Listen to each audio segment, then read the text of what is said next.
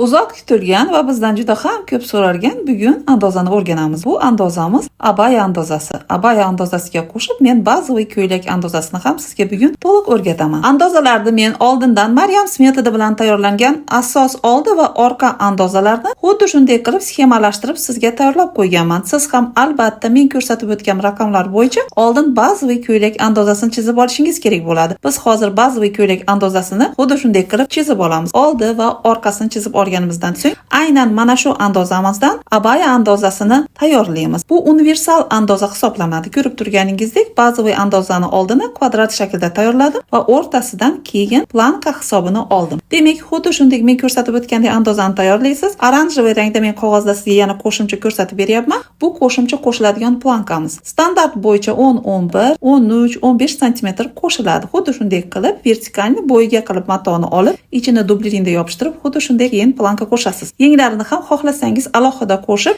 yoki butun holatda bichib o'rta yelkasini o'rtasida choklik qilib qilsangiz ham bo'ladi. Mana shu tayyorlagan andozamiz 42-razmerdan 48-razmergacha bemalol to'g'ri keladi va bu andozamizni ham yana kattalashtirsak bo'ladi. Men bu andozani qancha kattalashtirsa bo'lishini to'liq video darslik qilib tayyorlab qo'yganman. Mana shu video darsligimizni to'liq ko'rish uchun va bepul Ramazon oyiga darsliklarga ulanib olishni xohlasangiz, albatta izohlarda plyus qoldiring. Maryamga obuna bo'lishni unutmang.